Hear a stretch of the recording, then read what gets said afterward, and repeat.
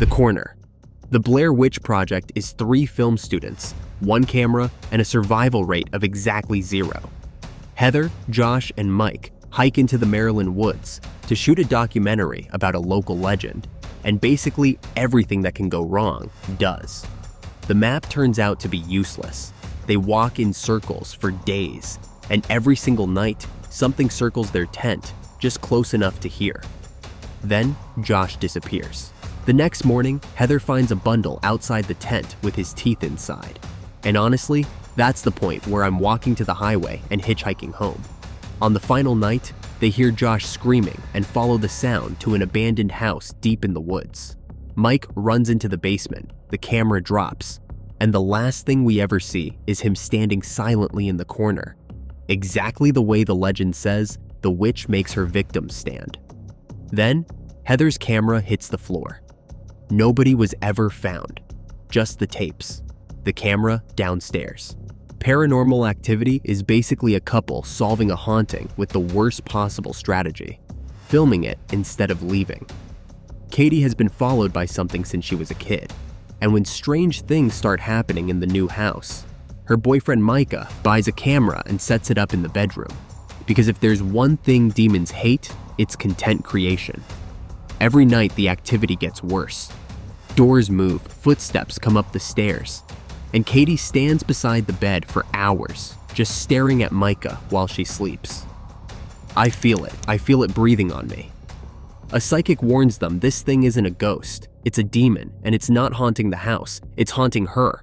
Micah taunts it anyway. On the final night, Katie gets dragged out of bed, and hours later, Micah's body is thrown at the camera. Katie leans into the lens, smiles, and neither of them is ever seen again.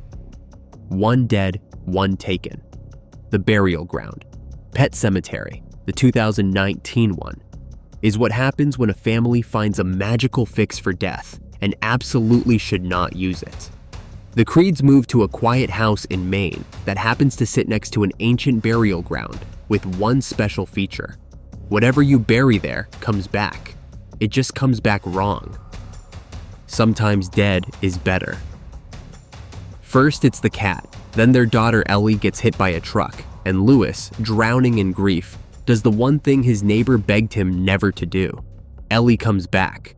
But the thing wearing her face isn't Ellie, and it starts working through the family like a checklist. She kills the neighbor, then her mother, and then mom gets buried out back too. By the end, the entire family is dead and walking around anyway, surrounding the car where little Gage is waiting. The last thing we hear is the door unlocking. Nobody survives. They just stop being people. The body. The autopsy of Jane Doe traps a father and son coroner team in their basement morgue with the most dangerous corpse in horror history. The sheriff drops off an unidentified woman found at a crime scene. No wounds, no cause of death, perfect condition, and asks for answers by morning. Big mistake. The deeper Tommy and Austin cut, the more impossible it gets. Her lungs are blackened like she burned. Her organs are covered in scars, and there's a folded piece of cloth in her stomach. Every organ says she died screaming. The outside says she never died at all. Meanwhile, the radio starts playing on its own. The storm knocks the power out, and the other bodies in the morgue stop staying where dead bodies are supposed to stay. Turns out they're not examining a victim. They're examining a witch, and the autopsy is the torture. By sunrise, father and son are both dead, and Jane Doe rolls out the door, flawless as ever, on her way to the next morgue. The camera. Cloverfield is an entire movie recovered from a memory card the military found in a park, and the file name is basically a spoiler, formerly known as Central Park.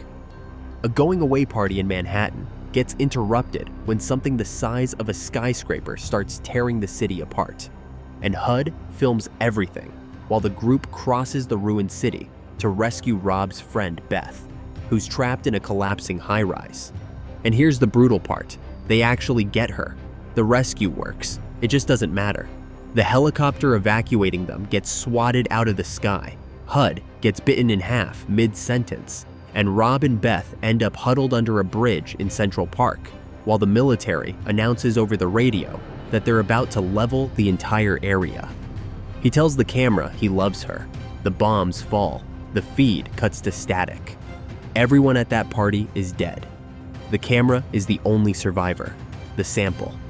Life follows 6 astronauts on the International Space Station who retrieve a soil sample from Mars containing a single dormant cell, the first proof of alien life.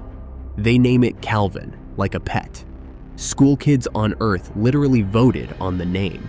Then, Calvin wakes up, and within days, the cute little cell is a growing creature that's all muscle, all brain, and all appetite.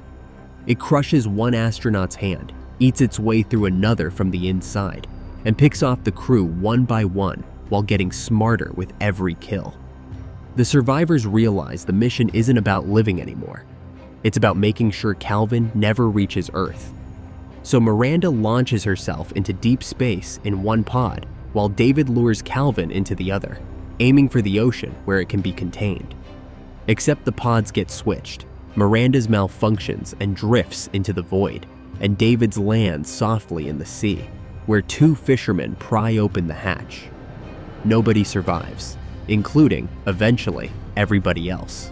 The rescue. Night of the Living Dead wrote the rulebook for the entire zombie genre back in 1968, and then used that rulebook to break your heart. 7 strangers barricade themselves inside a farmhouse, while the dead walk outside, and Ben, the smartest, calmest person in the building, spends the whole night keeping everyone alive while they argue themselves to death around him. The couple burns alive in the truck during a botched fuel run. The guy in the cellar watches his own daughter turn and take out her mother.